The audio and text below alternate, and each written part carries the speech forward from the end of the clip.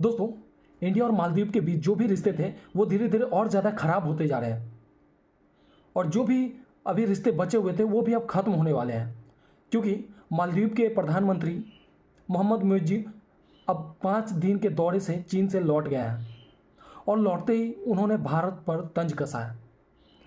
बहरहाल इस तंज का मतलब इंडिया पे ही हो सकता है। उन्होंने अपने तंज में किसी भी कंट्री का नाम नहीं लिया, लेकिन उनका इशारा पूरी तरह से इंडिया की तरफ था।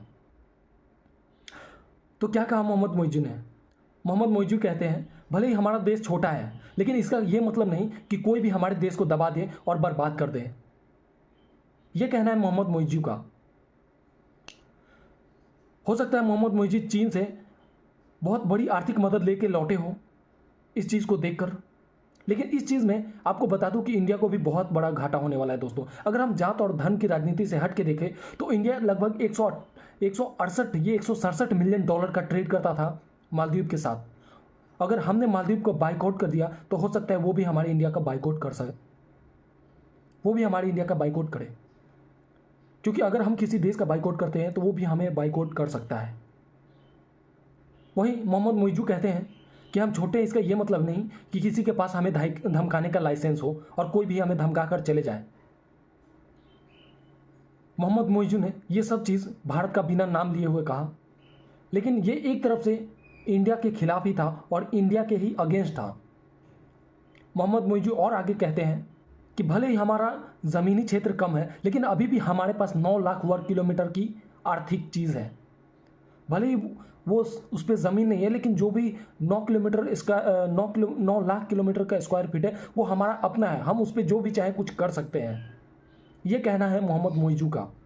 मैं आपको बता दूं कि मोहम्मद मुइज़ चीन के 5 दिवसीय दौरे पर गए हुए थे। उसी बीच मालदीव के 3 मंत्री प्रधानमंत्री नरेंद्र मोदी के खिलाफ आपत्तिजनक टिप्पणी करते हैं, जिस वजह से उन्हें पार्टी से निकाल दिया जाता है। लेकिन तब मोहम्मद मुइज़ चीन के दौरे पर थे, लेकिन अब 5 दिवसीय दौरे के बाद मोहम्मद मुइज़ वापस मालदीव लौटे हैं और उसके बाद ये सारा बयान वापस आया है इंडिया के खिलाफ। वहीं जयशंकर जो हमारे विदेश मंत्री है वो कहते हैं कि भले हम मालदीव के खिलाफ बोले, लेकिन ये ज़रूरी नहीं कि हर देश मालदीव के खिलाफ बोले या फिर इंडिया और मालदीव के कंट्रोवर्सी के बीच बोले। वहीं मैं आपको बता दूं कि मोहम्मद मुइज़ आते ही उन्होंने कहा कि उन्होंने एक अल्टीमेट दिया कि भारत अपने सैनिकों को 15 मार्च से पहले हटा ले। जी हाँ, ये उन्होंने साफ साफ कह दिया इंडिया को कि भारत अपने सैनिकों को 15 मार्च से पहले यहाँ से हटा ले। मैं आपको बता दूं कि अगर भारत वहाँ से अपने सैनिक हटाता है तो भारत को बहुत बड़ा लॉस होने वाला है। दोस्तों, टोटल 167 मिलियन डॉलर का लॉस होगा। छोटा मोटा लॉस नहीं दोस्तों। मैं आपको बताता हूँ कि इंडिया मालदीव को मेनली 3 चीज़ बहुत ही हाई रूप से ट्रेड करता है, एक्सपोर्ट करता है। पहला है पेट्रोलियम, जो मालदीव लगभग 128 मिलियन डॉलर का ट्रेड करता है। दूसरा है राइस, 15.3 मिलियन डॉलर का। तीसरा है मेडिकांट, जो लगभग 23.5 मिलियन डॉलर का ट्रेड होता है। तो आप सोच सकते हैं दोस्तों, 167 मिलियन डॉलर का जो भी नुकसान इंडिया को सहना पड़ेगा वो काफ़ी ज़्यादा है, जिसका भी भार इंडियन पब्लिक पे आएगी और इंडियन गवर्नमेंट पे आएगी। और गवर्नमेंट पैसा किससे लेती है? पब्लिक से।